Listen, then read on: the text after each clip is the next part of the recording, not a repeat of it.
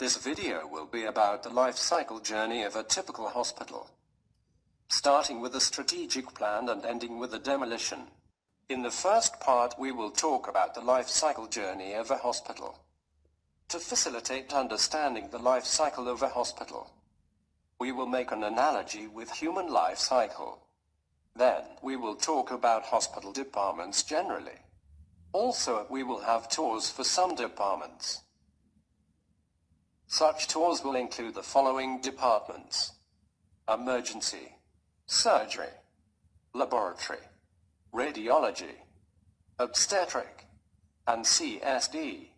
In the last part, we have a tour visit for the Oncology Specialty Hospital, Royal Marsden Hospital in UK, which has been built based on British Standard HBN and HTM. Now we will start with the talk about hospital life cycle. Human life cycle starts with a fetus in a womb. Then, after passing childhood and adolescence, adulthood will mark the period of human usefulness. After that, the usefulness in human life cycle will end being elder. Finally, death will be the final stage in this cycle. In the next slide, we will watch a video summarizing a life cycle of human.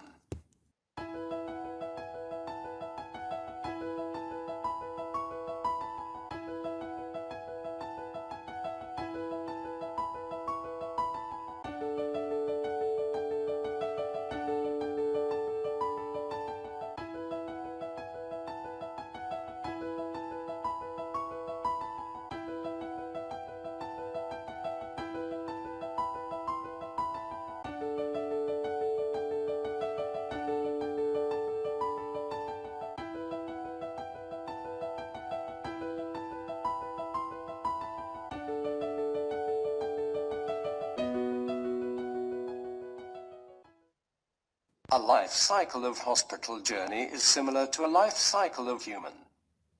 It has a start known as strategic planning phase and ends with a demolition phase. Each phase has a specific aim and role. In the second figure, we see the BIM tool, used in modern hospital designing school. BIM is an acronym of Building Information Modeling, which covers all hospital life cycle. Our human body system consists of number of biological systems, such as nervous system, respiratory system, circulatory system, digestive system, etc. Each system is made of connected organs to achieve specific function. Body systems communicate with each other to create life. Similarly, hospital is made up of systems, known as departments. Each department has specific function and anatomy, known as a functional and space program. The functional program can be further separated into subprograms, interfunctional and intrafunctional subprograms. Hospital life cycle is made up of the following phases: pre-design, design, construction, hospital equipping, commissioning, operation and maintenance, renovation, and demolition. The pre-design phase can be further separated into other phases or sub-phases: strategic planning, master planning, and functional and space program. Hospital life cycle starts with a strategic plan. In the strategic planning phase, type of services, different locations, planned growth covering complete life cycle, size of investment, and other issues will be discussed. Based on this discussion, a feasibility study will be made, and green light will be given to move on into a master plan. An update of the strategic plan will be made during a hospital operational life, based on the situation. Also, a strategic planner should consider operational cost, hospital annual budget expenses and revenues, to reach proper view and decision in strategic plan. Based on the strategic planning phase, hospital investment will be either made or even cancelled. If the strategic planning phase reveals that a new element of clinical service is to be provided, or an existing one altered, extended or relocated, the options for housing these clinical needs must be evaluated before a specific scheme is identified. This should be encapsulated in a master plan and its associated development control plan. The main aims of these plans are to set out and define the particular qualities and attributes of a place, and illustrate how to make the best use of them. Key considerations behind the development of a master plan include maximizing opportunities, understanding the constraints, context and physiology, flexibility and future-proofing, and deliverability. The result will be a linear process. Thus, the output of strategic plan will be an input into a master plan. In master plan, a specific location will be selected from suggested locations. Specific data will be gathered about the site. Then, a master plan will be translated into a functional and space program. The summary of a functional and space program will be handed to a design team, architect and other engineers. In this slide, we can see the development of master plan. This includes the study of site concerning constraints, observations, response, opportunities, private and public realm, and functional zones. In the functional and space program, the function and required space of each department will be examined. Each department will have 2 functional subprograms, intra- and interfunctional subprograms. An intrafunctional program will study the functionality inside the department itself, whereas an interfunctional subprogram will study the functionality of department with respect to the rest of hospital. Functional program should be made based on a national or international accreditation standard requirements. One of the famous international accreditation organization is the Joint Commission International JCI. Then the functional program will be translated into a space program with an illustrative budget. Concerning the design phase, there are 2 schools, conventional and modern. In old or conventional school, an architect or architectural team will draw the hospital main maps based on the summary of the master plan. Then the hospital main maps will be handed into other engineers, civil, electrical, mechanical, telecommunication, etc. However, each engineer will work separately. Consequently, the clashing will happen during the hospital construction. Modern school uses Building Information Model, BIM, where all teamwork will be made in one model. BIM will be the design topic of this lecture. After the finishing of design phase, hospital drawings will be handed for a contractor. The constructional work should be supervised by a consultancy company. Hospital equipping will include hospital furniture and medical equipment. Medical equipment planner is needed to achieve the best results. Medical equipment planner is usually a biomedical engineer. A room-by-room equipment list should be prepared with a bill of quantities. Then, the tendered documents will be developed. This includes legal and general terms, specification document as well as other documents. It's important that the specifications of medical equipment should be generic, allowing most reputable suppliers to share in tender. Useful resources to prepare medical equipment specifications, as well as hospital furniture, include ECRI MD byline, NHS Technical Bank of Specifications, etc. Finally, a comparison summary will be made to decide the bid winner. The usefulness phase of a hospital life cycle will start with a commissioning phase, which is essential prior to reach full operation phase. During commissioning, initialization of hospital building systems, purchasing hospital consumables, hospital staff training, as well as many tasks will take place. During operational life, a master plan will be developed every 4 to 7 years to cover a possible capacity expansion or a renovation of hospital part. The expected period of master plan will vary based on the expected work during this plan. Renovation is a demand as a result of the aging of hospital furniture, medical equipment, and hospital infrastructure, as well as increasing hospital capacity and services. Finally, a demolition decision will be made, either after reaching the lifespan of a hospital building, or the inability to expand due to the site limitations. To sum up, we will make an analogy between a human body and a hospital. In such analogy, we will notice human body systems will mean departments in hospitals. Physiology will mean functional program. Anatomy will mean space program. Human life cycle stages will mean hospital life cycle phases.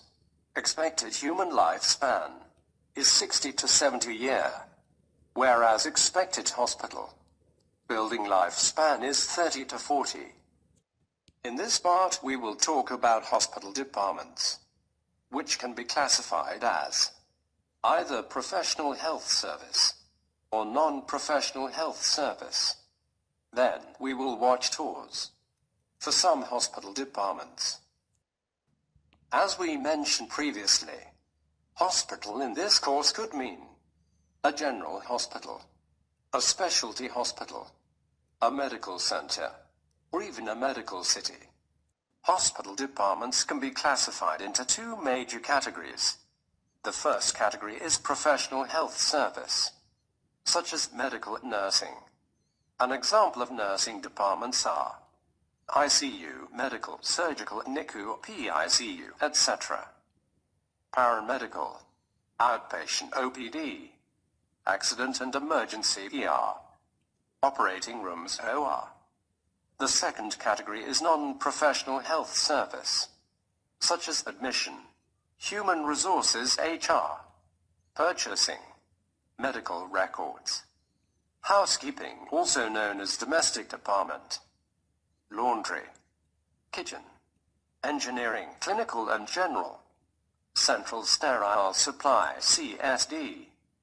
Now the department's tours will include the following departments: Emergency Department ER, Lahey Hospital and Medical Center, Surgery Department, Methodist Hospital, Laboratory Department, Renown Regional Medical Center, Radiology Department, Unity Point Health St. Luke's Hospital, Obstetric Department, Sibley Memorial Hospital, CSSD Department. We will start our tour with the Emergency Department ER, which is open 24 hours, 7 days a week. ER treats various types of injuries, ranging from ankle sprain to drug overdose. Severity is assessed by a process called triage. In ER department, patients are either treated completely or sent to other hospital areas. In this slide, we see functional diagram for a typical emergency department.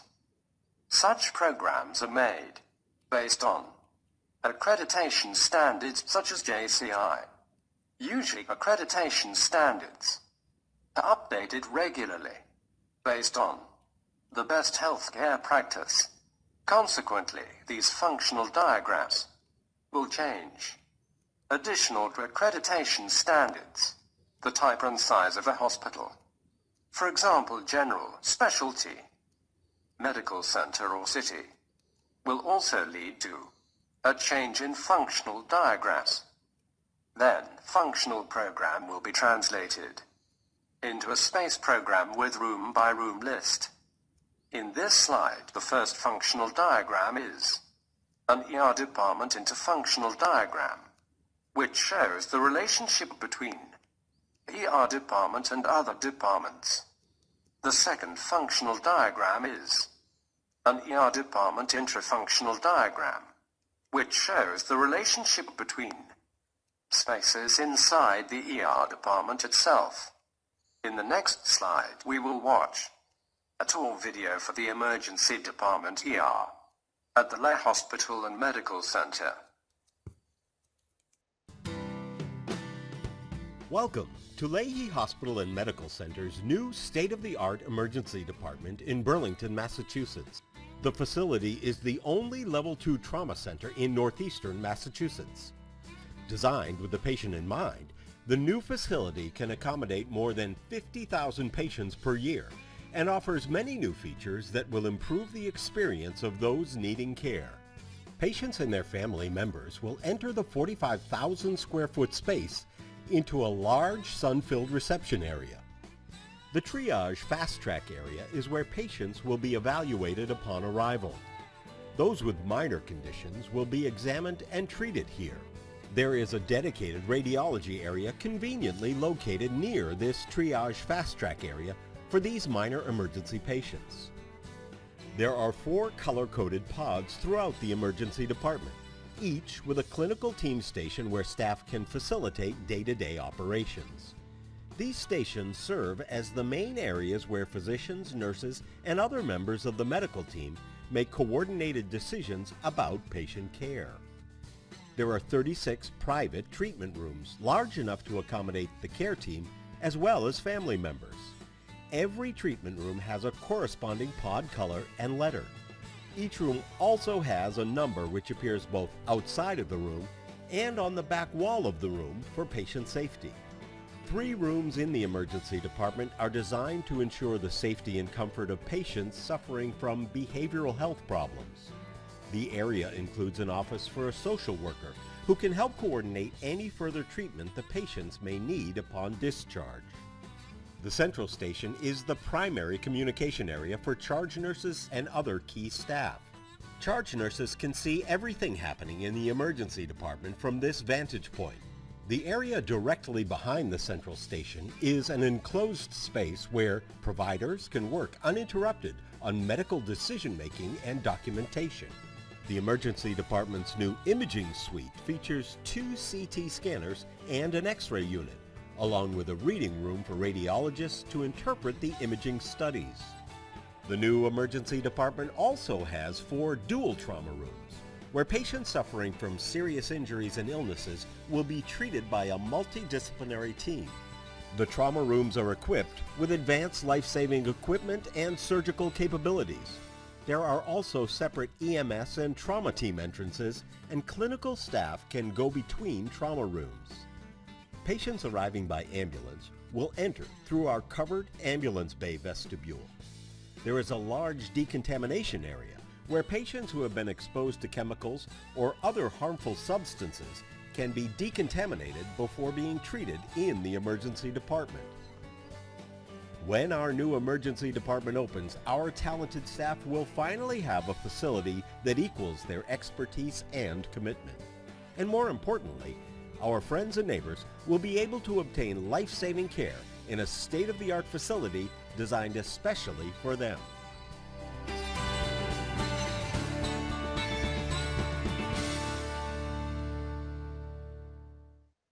The second hospital department, which I will talk about, is the surgery department. Surgery is done in the OR. In order to make a surgery, sterile environment is required. Surgical team includes a variety of healthcare workers, such as surgeons, nurses, and anesthesiologists. Usually OR contains surgical instruments, monitoring equipment, and emergency equipment. The room size of operating rooms was conventionally decided based on the type of performed surgery, such as cardiac, orthopedic, gynecologic, general, etc. However, recently universal OR, with the largest operating room size, has been adopted. To ease the surgery department future capacity expansion, new models of operating rooms have appeared recently, such integrated OR and hybrid OR.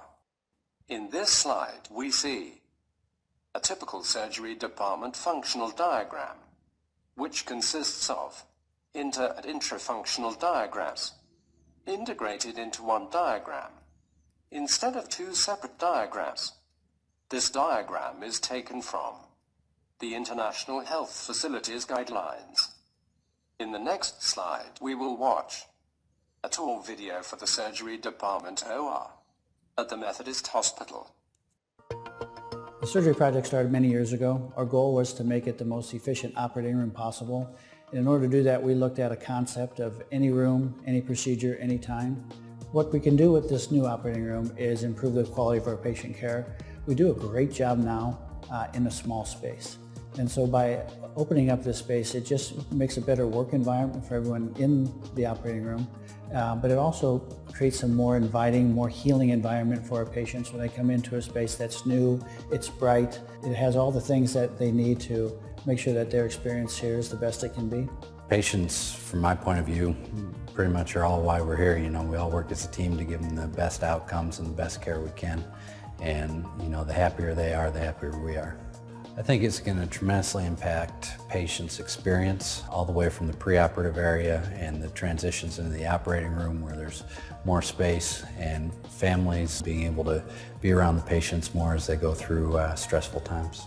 The surgical setting is pretty important just because it provides us with enough equipment and tools so that we can actually do our job efficiently. If you have an operating room where you have good flow of the entire case, which includes the team as well as the surgeon, it just makes the surgery more successful. The size of the new OR is approximately double of what our old ORs were. Each room is just over 600 square feet, where our old rooms were 400 square feet, so about 150% bigger than they were before. So that allows us to advance with the new technology. Any new technology that comes in, we know we have room for, we know we have capability for, and we've developed that in our strategic plan for building these operating rooms and having them take us into the future. Technology used today is completely different from 1968 when the old ORs were conceived and developed. Some things have gotten smaller, but in the case of the hybrid room, some things have gotten larger. When you incorporate imaging into the actual OR theater, it takes a lot of space. So traditionally, vascular surgery was done with an open surgical technique, incisions on the body, bypasses or a repair of an artery. Now with the advent of endovascular surgery, we can travel again within the lumen of the blood vessel. A hybrid suite allows us to do both at once. Traditionally, patients had to get an open procedure, go home, recover, maybe get an endovascular surgery later. We can do all of that at once now. Because the imaging technology is so good, we have more precision in what we do, where we place stents. For a patient standpoint, again, the smaller incisions, less recovery time, less pain, earlier to work, better meaningful life recovery is what patients see. It's hard for me to envision what the next breakthrough in technology will be, but we have tried to think of everything possible and incorporate it into these rooms so that if structure needs to change, the supports are in the ceiling. IT changes, we think we have the infrastructure set to accept those types of innovations. It's really amazing how it comes together, where you have the construction workers, the physicians, and the nurses all working together to make this happen, and to make it happen with the patient focus. In the laboratory department, clinical laboratory services include clinical core lab, such as chemistry, hematology, and urinalysis, microbiology, pathology, molecular testing. The clinical laboratory services will vary based on the type of hospital, such as general, specialty, medical center, or medical city. The new design trend in clinical laboratory is the adoption of fully automated laboratory concept. The automation will include pre-analytic, analytic, and post-analytic. This aims to minimize the number of lab staff and consequently minimize the hospital operating expenses. In this slide, we see functional diagrams for a typical laboratory department. In the next slide, we will watch a tour video for the laboratory department at the Renown Regional Medical Center. Most of you have seen a hospital, have been in a patient room, a waiting room, or experienced some of the technology. But what you might not know is the kind of things that happen behind the scenes that allow the hospital to provide excellent patient care to each and every one of you. In the clinical laboratory, where there's lots of automation, it's fairly new. Before we got the automation, a big day in the lab would be about 600 tests in a 24-hour period. Now with the automation, we're able to perform 800 to 1,000 on a typical day. And doing our health fairs and high flu seasons and things like that, we go up to 1,200 to 1,400 tests per day, and that's 24 hours a day, 7 days a week. We have an automation line that we've had for about 3 years now. The automation line is advantageous to the patient because we are able to provide faster turnaround times because everything is done automatically. The specimen is put on the automation line. It is actually then centrifuged on the line, and then based on the barcode system, the line reads the barcode and can tell what tests are to be run. The line then takes the specimen to each individual analyzer to be tested. We now can perform testing in 30 to 45 minutes versus the hour to 2 hours that it used to take when we would have to do things manually. I understand this machine that we're standing in front of is fairly new to the lab, and we're doing DNA testing. The advances of molecular microbiology, we are now performing more DNA testing. The advantage of DNA testing is that instead of a test taking 3 days because you have to grow an organism or a virus, we now can get results in an hour or 2. I really want to thank you for your time today and telling us about the exciting things that are going on here in the lab that helps our patients. The tests, when they're completed, the specimen goes to a place that's called the stockyard. If a physician needs to add a test, the system knows that it already has some blood in the refrigerator, as an example, and the robot will get the specimen out of the stockyard, put it back on the line, do what is necessary to perform the additional testing, and then send the results out. Thank you for joining us on this behind-the-scenes tour. We hope that we showed you some things that you wouldn't have expected to see in a hospital, and we look forward to showing you much more in the future.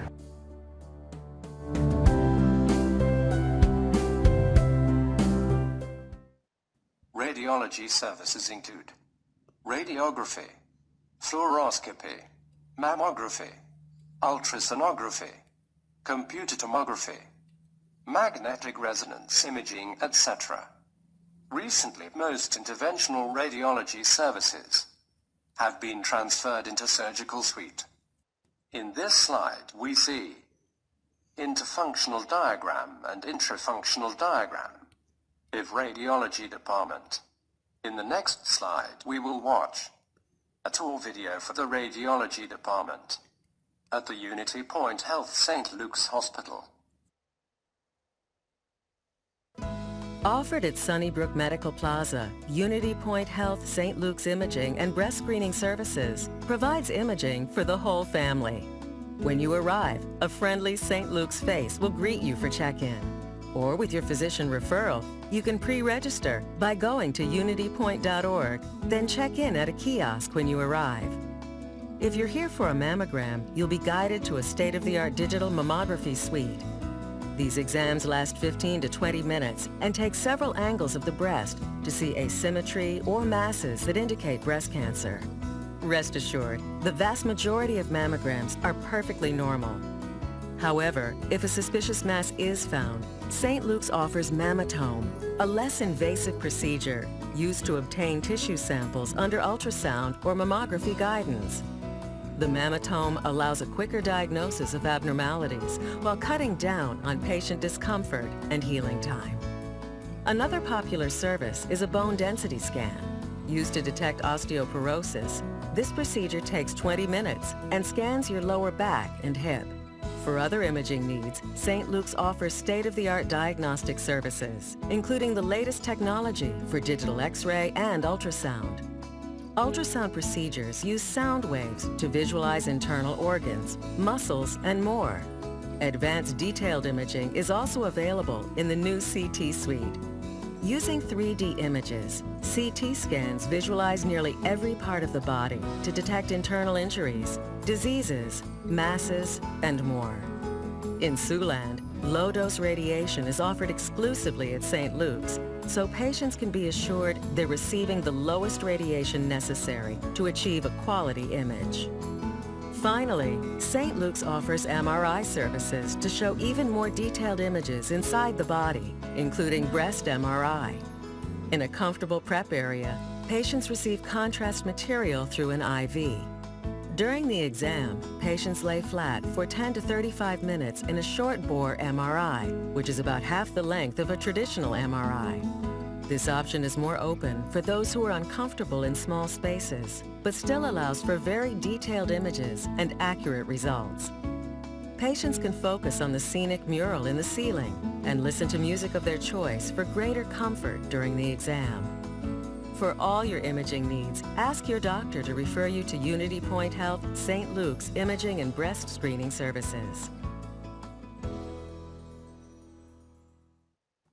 In this slide, we see interfunctional diagram and intrafunctional diagram of Obstetric Department. In the next slide, we will watch a tour video for the Obstetric Department at the Sibley Memorial Hospital. Welcome to the University of Maryland Obstetric Care Unit.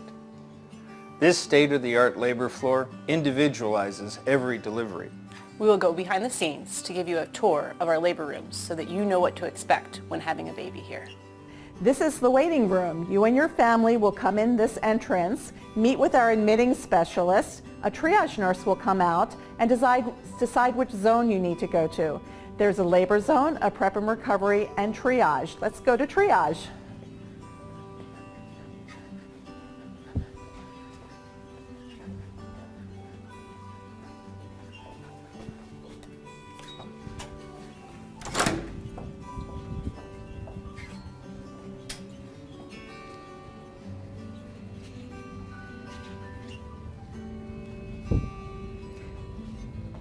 This is one of our triage rooms. There are 5 of them. If you're not sure if you're in labor, you will come here first. A nurse will put you on the fetal monitor, we'll do your vital signs, we'll do a brief assessment, and then shortly thereafter a doctor or a midwife will come and examine you. This is our fetal monitor. You'll be put on the fetal monitor to see if you're contracting and seeing how the baby's doing. You'll be in this room a minimum of probably an hour, maybe a few more. If you're in labor, this is our labor zone. Come on in.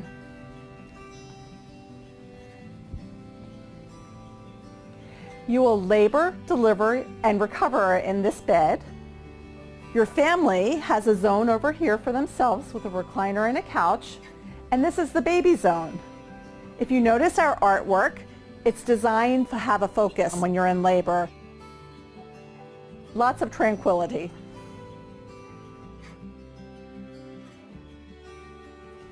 All of our rooms have a shower, and 4 of our rooms have tubs in case you need them for hydrotherapy, which is water for pain relief.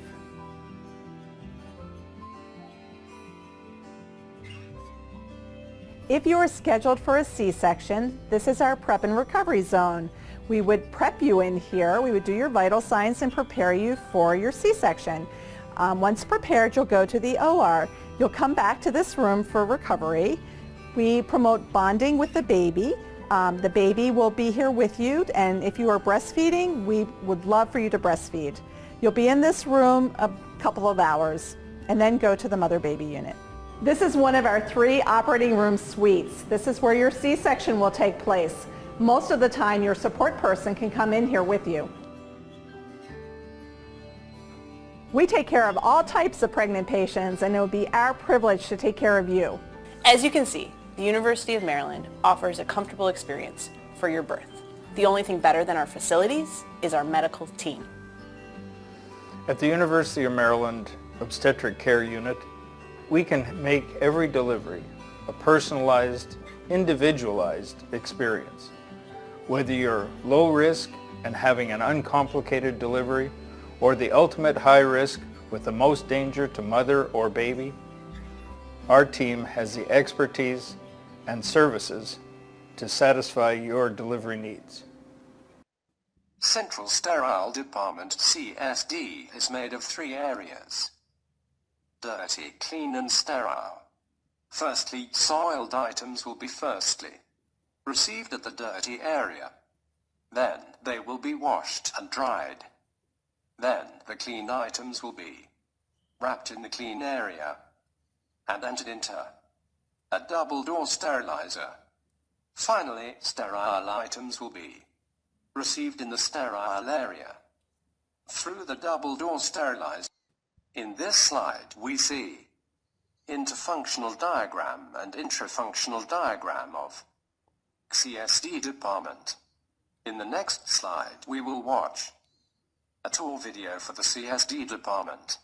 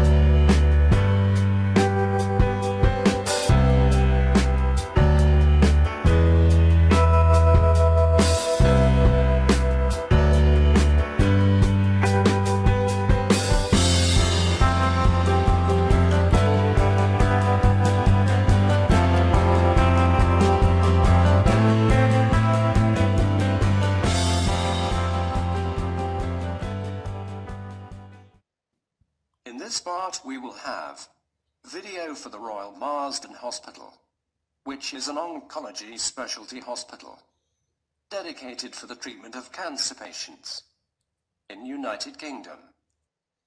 In the next slide we will watch an overview video for the Royal Marsden Hospital, which is an oncology specialty hospital dedicated for the treatment of cancer patients in United Kingdom. The video demonstrates the medical equipment of such hospital. The Royal Marsden Hospital is built on the UK Health Building Notes HBNs and Health Technical Memoranda HTMs.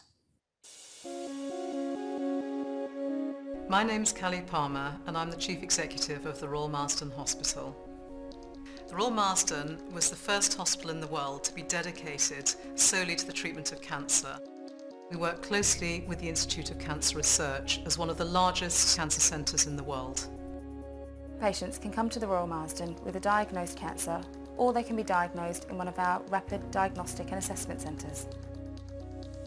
The purpose of a rapid diagnostic centre is to detect tumours early on in their progress in order to give patients the best chance of cure and survival. We run a number of early diagnosis clinics each week. Tumours that are diagnosed here include head and neck, urology, breast, sarcoma and skin. Patients will get their result, and if they need more complex imaging, they can get state-of-the-art CT, MRI, intervention and PET-CT if required. The care we offer is founded on the principle of a multidisciplinary approach. This team will recommend the best care at each stage of treatment. As a world-leading and specialist cancer centre, we attract leaders in our field. I'm Nick Finesse. I'm a consultant clinical oncologist and I lead the CyberKnife program. The CyberKnife is a unique piece of radiotherapy equipment. It's mounted on a robotic arm, which means that it can move in almost limitless planes around a patient. This allows us to give very highly conformal dose to a specific targeted area. We have a £25 million radiotherapy development at Sutton, and in total we have 11 linear accelerators. We have a long and established history of running clinical trials and plan to be at the forefront of CyberKnife research. I'm Chris Ogden and I head up the robotic program here at the Royal Marsden. I put together the first team in the UK to be recognised internationally as being able to perform the radical robotic prostatectomy, and I've now passed over 1,000 procedures and still lead with the most radical robotic prostatectomies performed by any single surgeon in the UK. At the Royal Marsden Hospital, we do everything we can to provide patients with the reassurance, advice, psychological support and ongoing rehabilitation that patients need to adapt to life after cancer. I'm Jarvis Andreev. I'm a consultant gastroenterologist in pelvic radiation disease. Over the last 30 years or so, there's been a revolution in the treatment for cancer, with far more people being cured and far more people living for very much longer. But an inevitable consequence of this dramatic, and it has been a truly dramatic increase in survival, are the physical side effects which people develop after cancer treatment. I run a completely unique service in the UK and probably in the world to try and help people who have developed these side effects of cancer treatments. The Royal Marsden will continue to build on its heritage of innovation and its ability to offer the very latest in cancer diagnostics, treatment and care.